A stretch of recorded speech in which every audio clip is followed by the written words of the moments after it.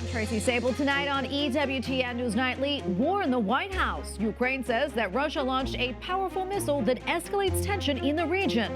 How President Biden is responding.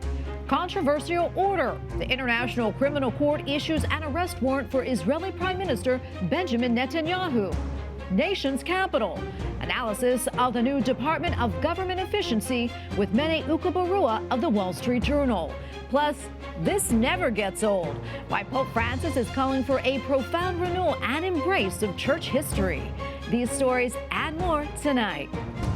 From EWTN, the Global Catholic Network, this is EWTN News Nightly.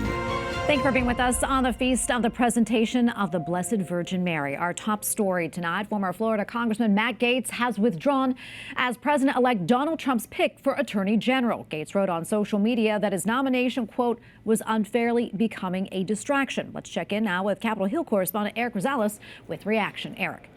Good evening, Tracy. Yes, news of Matt Gaetz' withdrawal sent shockwaves throughout the halls of Congress, almost as loud as when he was nominated. Now, his decision comes after new allegations surfaced from the Ethics Committee, where a 17-year-old claimed that she had 2 sexual encounters with Gaetz at a party in 2017, one of which involved an adult woman. Senators on the Judiciary Committee, who would have been part of the confirmation process, were quick to react.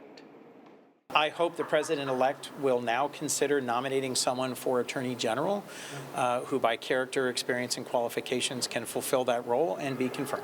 The president nominated somebody, they chose to not go forward, now he'll nominate somebody else. You know, all this interest about Republican nominees, I understand it, but where were most of y'all at when the Democrats were doing this? You know, there was an allegation of rape by a woman against President Biden. President-elect Donald Trump issued a statement, quote, "I greatly appreciate the recent efforts of Matt Gaetz in seeking approval to be Attorney General. He was doing very well, but at the same time did not want to be a distraction for the administration, for which he has much respect." Gaetz also released a statement on social media saying, quote, "There is no time to waste on a needlessly protracted Washington scuffle. Thus, I will be withdrawing my name from consideration to serve as Attorney General." Just last night, Republicans on the House Ethics Committee blocked the release of a report on Gaetz, a report that contains sexual misconduct allegations against the former congressman, evidence of Venmo payments of thousands of dollars to underage girls, allegedly for sex, as well as allegations of illegal drug use. Gaetz denied all the claims. Lawmakers say that's why there is a confirmation process. It was the right move. Every one of these candidates need to be vetted. Remember, for all these guys, there's a process. It's the advise and consent process, and we're going to go through that. Congressman Sean Casten, a Democrat from Illinois, introduced a motion requiring the House to vote to force the Ethics Committee to release the Gaetz report. But that vote was put off till after the Thanksgiving break. At that time, the committee plans to meet again as well. But now that Gaetz pulled his nomination, it's unclear at this moment if that report will ever see the light of day. At the Capitol, Eric Rosales, EWTN News Nightly. Okay, thank you, Eric. And we are joined now by Republican strategist Brittany Martinez. Brittany, thanks for coming on. We appreciate it. So how significant is this withdrawal, and were you at all surprised? I'm not at all surprised. Thank you for having me, first of all. I'm not surprised. We've seen members of both the House and the Senate who have very well articulated their points that Gaetz was not a very qualified candidate, and I'm glad to see that withdrawal today. He doesn't have the chops to be the highest prosecutor in the land. He was a lawyer for very few years, and not to mention all of the things in his background that are quite controversial. Innocent until proven guilty, but you can't help but deny that those payments on Venmo, all of those things are very strange. Brittany, there was a lot of talk that he likely would not have made it through the confirmation process. Do you think there's any truth to that? And if so, could that have also been a factor? I think he would have had a really troubling time getting through the confirmation process. There have been plenty of Republican senators who'd already indicated that they wouldn't have been supporting him. So yes, I do think that was absolutely part of it. And Trump didn't want to have that loss. Is Gaetz withdrawing on his own still a loss? Yes. But is Gaetz going to the Senate and being failing that nomination even a greater loss? Yes. So I think that was the right move for him to withdraw. Yeah, I'm wondering, could this also be a sign that maybe Trump is facing some resistance for his cabinet picks from members of his own party? I think so, absolutely. In my opinion, this is the second loss of the Trump admin already, and they haven't even been sworn into office yet. We saw that last week with Senator Thune. We saw the MAGA activists on Twitter saying Rick Scott's got to be the guy. Rick Scott was also wholly unqualified to be the Senate Majority Leader. So now that we've seen this with Matt Gaetz, I think that's two losses that he already has before his first day in office. What do you think happens to Gaetz from here? Where does he go?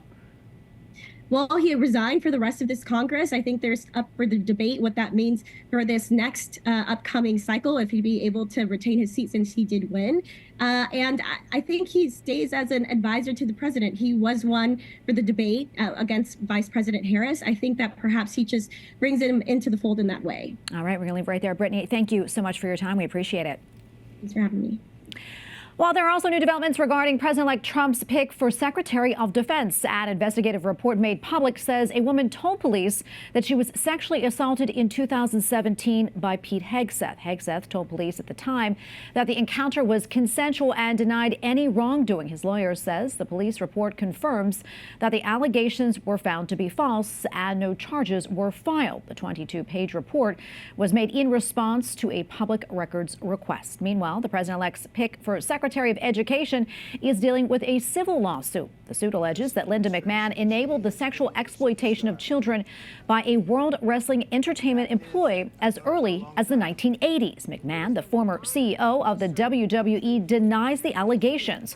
The suit was filed in October in Baltimore County, Maryland, on behalf of 5 John Does who say they suffered mental and emotional abuse during their time at the WWE.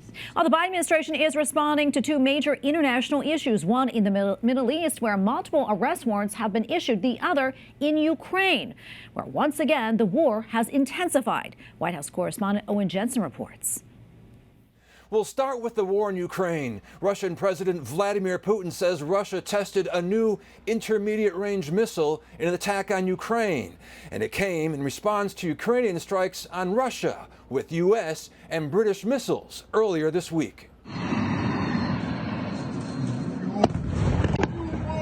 According to Ukraine's Air Force, an intercontinental ballistic missile was fired at Dnipro, along with 8 other missiles, and the Ukrainian military shot down 6 of them. 2 people wounded, an industrial facility and a rehabilitation center for people with disabilities damaged. Ukraine's president spoke from an undisclosed location. Today, our crazy neighbor has once again shown who he really is and how he despises dignity, freedom, and human life in general, and how afraid he is. He is also so afraid that he is already using new missiles. Vladimir Putin warning it could use the weapon against countries that have allowed Kyiv to use their missiles to strike Russia. At the White House, this response to the ratcheting up of tensions. It presents a significant escalation of its war. Again, they are the ones, they, meaning Russia, are the ones that are escalating this war. And so we are not going to be deterred here. Meanwhile, in another global development, the Biden administration reacts to the International Criminal Court issuing arrest warrants for Israeli Prime Minister Benjamin Netanyahu and his former defense minister. Warrants also issued for Hamas officials, accusing them all of war crimes and crimes against humanity in connection with a 13-month war in Gaza. We fundamentally reject the court's decision to issue arrest warrants for senior Israel officials.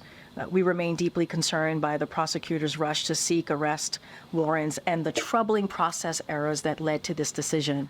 Benjamin Netanyahu condemned the arrest warrant against him, saying Israel, quote, rejects with disgust the absurd and false actions. At the White House, Owen Jensen, EWTN News Nightly. We have a lot more still to come here on EWTN News Nightly, including the hits keep coming, why the Department of Justice is targeting internet giant Google, an analysis of the incoming Trump administration's efforts to massively cut government spending.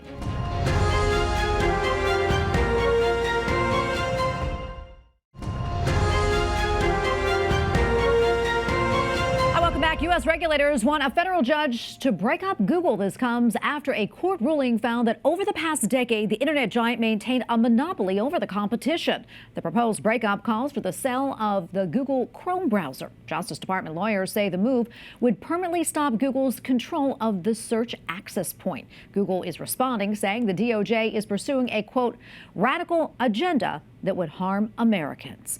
President Joe Biden upsets pro-life groups by giving the Medal of Freedom to a former president of Planned Parenthood, the nation's largest abortion provider.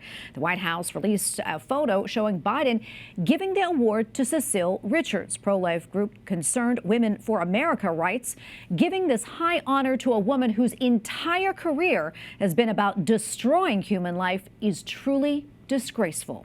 While speaking of Planned Parenthood, the plans for the proposed Department of Government Efficiency, also known as DOGE, are becoming a little more firm, and it includes language about the nation's largest abortion provider. DOGE aims to drastically cut federal spending. In an op-ed Wednesday in the Wall Street Journal, the co-heads of DOGE, billionaires Elon Musk and former presidential candidate Vivek Ramaswamy, said in part, quote, we are focused on delivering cost savings for taxpayers. Skeptics question how much federal spending DOGE can tame through executive action alone.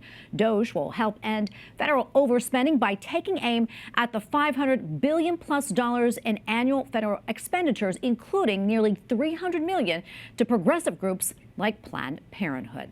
And for more, let's go to Mene Ukabarua, editorial page writer for the Wall Street Journal. Mene, great to be with you as always. I want to talk about DOGE's plans for Planned Parenthood, but first I want to talk about DOGE specifically. Cutting government spending and waste isn't, of course, a new concept, and other administrations, Republican and Democrat, also made pledges to do so, including Reagan and Obama. So what makes DOGE so different? Well, DOGE is different for a few reasons from some of the other so-called blue ribbon commissions that we've had with the goal of trying to cut government spending. It's focusing on the money that's directly within the president's control. So with regard to a lot of those social programs, these are grants that have been given to executive agencies to be able to dole out to different groups at their discretion. As Ramaswamy and Musk mentioned in that op-ed, that's about $300 million there. And the president does have the authority to be able to delay or curtail that funding without having to get congressional authorization. And other areas they're looking to reduce are by cutting the federal workforce, so reducing the number of paid employees, and getting rid of some of the regulations that employees are implementing, both of which would also reduce the amount of wasteful spending in the government. Yeah, and I know the aim is really to cut trillions in spending. Do you think that's possible? And could they face any obstacles in trying to make those cuts? Well, the trillion number is one that they both floated at the very beginning of the commission, and they seem to have admitted that that is probably overly optimistic. And that, again, is because most of the spending, A, comes from entitlements like Social Security and Medicare, which are mandatory, but then also discretionary spending that's been approved by Congress that they wouldn't have the authority to revise. And so about $500 billion, I think, is their new target, and we'll see how close they can get. Yeah, and I want to talk now about DOGE taking aim at Planned Parenthood, as we mentioned. There's specific plans there. Could limiting or ending the government money that Planned Parenthood receives, do you think that could actually happen? Yes, I think it's important to point out that Planned Parenthood receives federal funding from a variety of avenues, and some of those are more difficult to get at than others. So the type that they're describing approaching through DOGE comes from grants from organizations like the Department of Health and Human Services, which does have a presidential authority behind it. And so they should be able to curtail that. But there are other grants that Planned Parenthood is able to apply for that do have congressionally appropriated funds, and those will be more difficult. So we'll see the plan that they put together and how much funding they're able to claw back. Yeah, it should be very interesting. Mene, are there any other areas that DOGE will be targeting that would be of interest to the faithful? That's an interesting question, because a lot of these progressive groups are not necessarily directly committed explicitly to abortion the way that Planned Parenthood is, but they do a lot of advocacy and things of that kind. And so I think that they're going to be reviewing a lot of these non-governmental organizations, advocacy groups, and seeing whether any of them are committed to causes that they think are hostile to the interests of the American people. And they'll be including that in their metrics for deciding how they're going to approach curtailing some of this spending. Yeah, I guess we'll see what happens there. Before I let you go, as you know, Argentina's president recently implemented sweeping changes, cutting government spending, I guess, by about 30% in his first 10 months in office. And the move reportedly helped to bring down inflation from more than 25% to less than around 3%. That said, there are also some problems, too. It also sparked some civil unrest and protest. Do you think by doing this or trying to implement this here in the United States, do you think there could be an issue? Well, I think that the reforms that DOJ is proposing are very different from the kinds that we've seen in Argentina so far. It mostly has to do with the size of American government and the regulatory state. So most of the opposition we'll see from it and already see is going to come from federal workers and also from some of these progressive groups that are beneficiaries of the spending. But it's not the same as cutting benefits to unions or some of these other broader forms of government spending of the kind that's going on in Argentina. Yeah, well, it's interesting to see what happens. Manny, great to be with you as always. Thank you for your insights. Thanks, Tracy. China's foreign ministry says that Catholic pro-democracy advocate Jimmy Lai is, quote, an agent and pawn of anti-China forces. 黎智英是反中乱港事件的主要策划者。 Beijing says the case against Lai is, quote, lawful and legitimate. During his trial testimony, Lai denied allegations that he asked U.S. officials to take action against Hong Kong and China during anti-government protests back in 2019. If convicted, the former media mogul faces life in prison. All right, now to Pakistan, where 38 people are dead and 20 others wounded. Police say a gunman opened fire on vehicles carrying members of the minority Shiite community. 38 लोग शहीद हो चुके हैं तो definitely उनको कोई ना कहीं पे कोई हेल्प चाहिए होती है। The Interior Minister says the strike is a terror attack, and the Prime Minister says those responsible will be punished. This is the latest flare-up of violence between the majority and minority Muslim groups. Up next on EWTN News Nightly, a movie that might just grab a hold of you. Learn more about a faith-based film that features high school wrestling, plus analysis of a new art exhibit about our Lord and why it is causing controversy.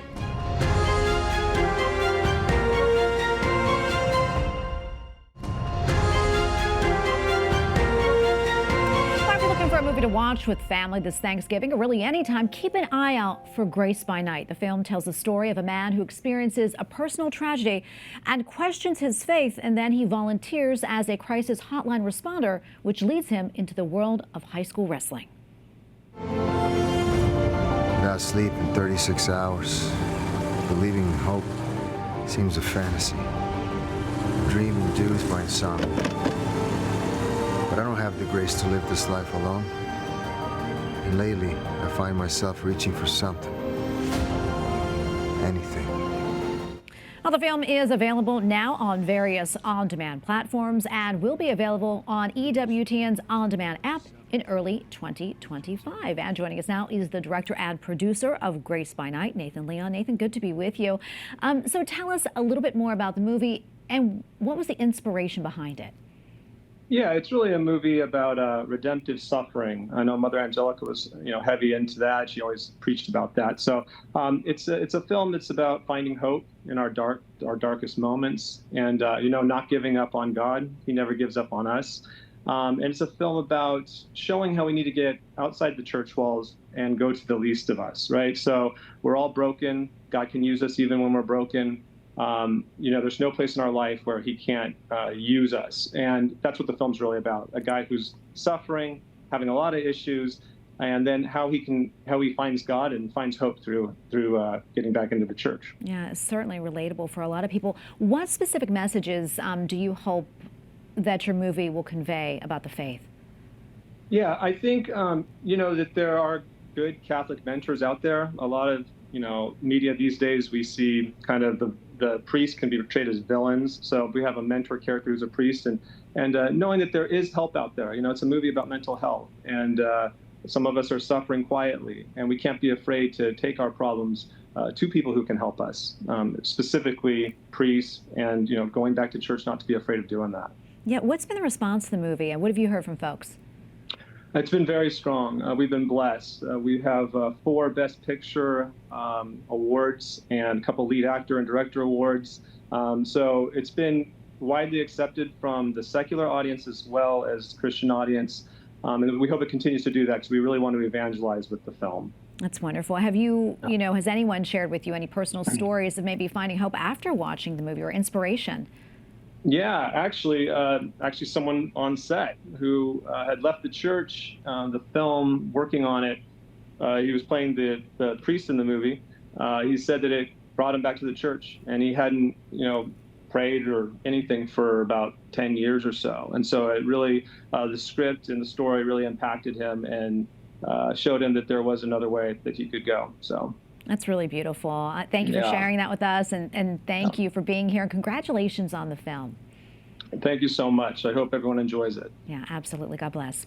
Well, a new art exhibit is making headlines across the globe after a church put an artificial intelligence version of Jesus Christ in a confessional. The installation, titled Deus in Machina, is on exhibit at St. Peter's Chapel in Lucerne, Switzerland. People can interact with a hologram version of Jesus and receive spiritual advice and encouragement. And joining us now to talk more about this is Christoph Wimmer, the EWTN News editor for Europe and Asia. Christoph, always good to be with you, my friend.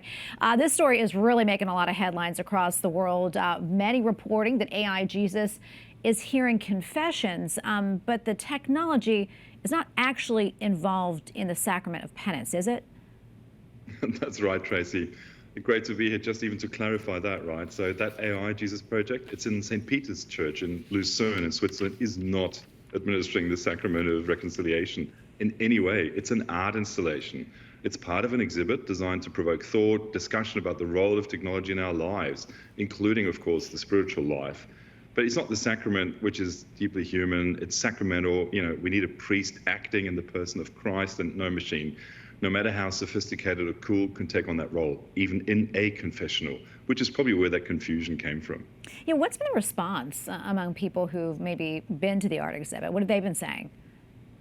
Reactions, as I'm sure everyone expects, have been really mixed. Some people get pretty excited about it or think it's thought-provoking or spiritually affirming even, because a machine can deliver advice rooted in scripture. One visitor reportedly said, it's a machine, but it gives me so much advice.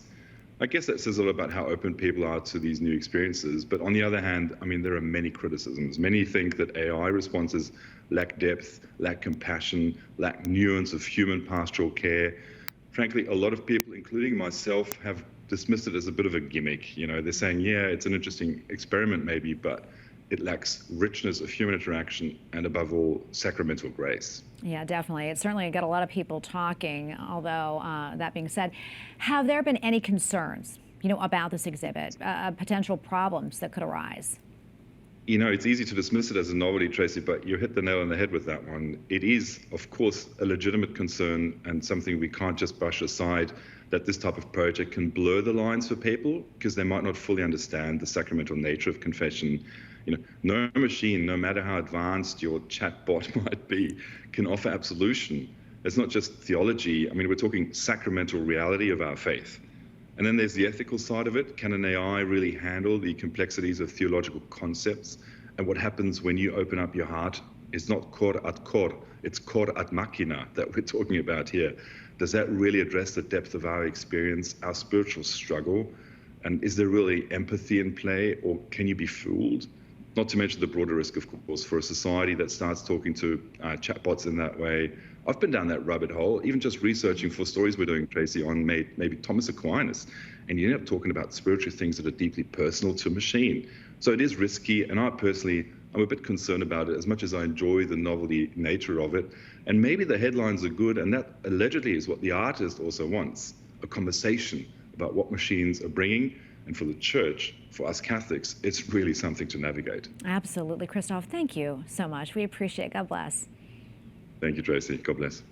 Our finally tonight, Pope Francis calls for a profound renewal in the study of church history, with one church leader saying the message is also a warning against wasting our energy on things that aren't important. The Holy Father, with this latest letter, continues to encourage and guide priestly formation, specifically, and human and Christian formation more broadly.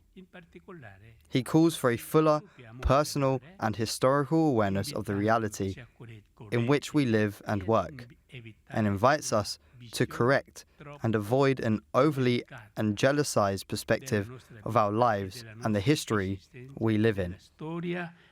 Father is asking seminarians, clergy, and lay people to embrace the Church's long history, adding that it should go beyond memorizing dates and events and instead lead us to a more clear understanding of the faith and the world today. Well, we thank you for watching tonight. Remember, you can follow us on social media, Facebook, X, and Instagram at EWTN News Nightly. I'm Tracy Sabol. Good night and God bless.